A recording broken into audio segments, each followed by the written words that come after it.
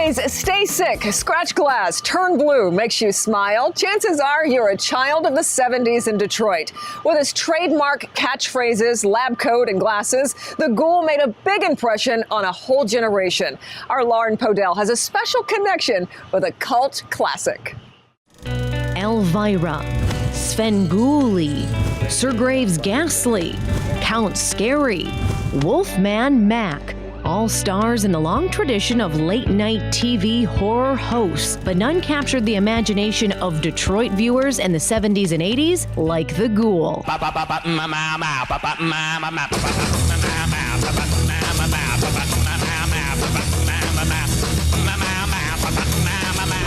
And while a lot of you have memories of watching the Ghoul back in the day on TV, I have memories of being on set with him, seeing the Ghoul in action. See, the Ghoul is a family friend, and that's what brings us here to the WCSX radio station. Because if there's anyone that knows anything about the Ghoul, it's my dad. It was just an era of television at the time. You didn't have 1,500 channels. It wasn't so politically correct. And he was involved with the community. I mean, he had local bands on. He had local artists on. He, took your letters and read them. He posted your posters on the wall. He embraced people who embraced him. Plus, he's just a lovable guy. To know Ron Sweed personally, he's a very humble, very quiet guy. The bits were great. And what I loved about it, kind of being in the business, is that there was no teleprompter. There was no script. This was total chaos on TV.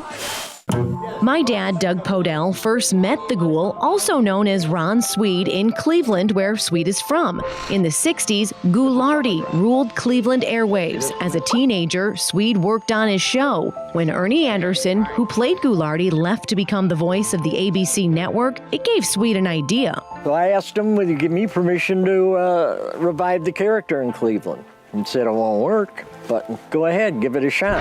If you're watching this show, you've gotta be an illiterate moron. But you're my kind of guy. Sweed kept the same Ghoulardi look, but took a new name. And the Ghoul show was such a hit, it was syndicated in 7 of the biggest cities across the country, including Detroit. Right from the start, day one, it eclipsed the popularity in Cleveland. Detroit just went nuts over the show. There is Ghoul fever in this town. They like you here. Well, Detroit has always been good to their king and their leader, Howard. What can you say? They've been my best fans ever since. I mean, I'm from Cleveland, and the show originated in Cleveland, but Detroit's been, like the sixth psychotic capital of Ghoul Power Land. Except for the occasional special, the show's been off the air for 30 years, but hundreds still line up to meet the Ghoul at appearances around town. How are you? Awesome. Boy, you're a good-looking guy. I gotta tell you. It's mind-blowing. It's, you saw how the crowd was today. It's, they have long memories, and they remember it. And, I watched you when I was a kid. Well, thanks a lot for making me feel old, but, and they get their kids to watch YouTube. It's on YouTube. I don't know how the segments got on there, but YouTube's full of the Ghoul. And so, like, little 12-year-old guy had me sign his shirt that he bought today, and he's going out as a Ghoul for Halloween. There wasn't a lot to do as a kid on a Saturday night, and you had the Ghoul, and of course you weren't supposed to watch him, which made him really appealing. We would have to sneak off to the basement because my dad wouldn't let us watch it. Fans remember the celebrity guests like Vincent Price and Muhammad Ali. Because you're just such a gentle, nice, quiet guy. And I said, I know I should know better because I'm in the business. But you are just so laid back and quiet, you'd never know it. And all of a sudden he jumped up. I said, Ghoul. Then he turned into Muhammad Ali. You listen to me now, Ghoul. Are you listening? Yes, sir, I'm listening to you. You never let the fans figure out who you are or what you are. You always keep them guessing, because once they figure you out, they'll go somewhere else, Ghoul. You understand, Ghoul? Yes, sir, yes, sir. They also remember all of the explosions and the Ghoul's amphibian arch nemesis. What I remember most is Froggy and the bits where he would blow up Froggy, or blow up a pumpkin, or, that was the best. I mean, you waited all night for him to blow up something. I walked through a Toys R Us one time, and they had a whole wall of those rubber frogs, which goes back to the 50s. A show called The Buster Brown Show, and Froggy was on it, and hiya gang, hiya, hiya, hiya. And I figured, well, okay, I'll buy a Froggy. It'll do a one-time bit. I'll beat him to death with a baseball bat or whatever, and that'll be it. So we did Froggy, and the doggone rubber frog got more mail than I did the following week. So I bought out Toys R Us, the whole wall, because we'd put them in blenders, cut them up with power mowers, put them on fans, go flying off the blades. Anyway, you figure you can destroy a rubber frog. I did. We weren't uptight about scripting. I would never do dialogue or anything. I'd have our musical cues to come into it, and then a particular musical cue to get us out. But what happened in between, I would just verbally tell everyone how we wanted to do it.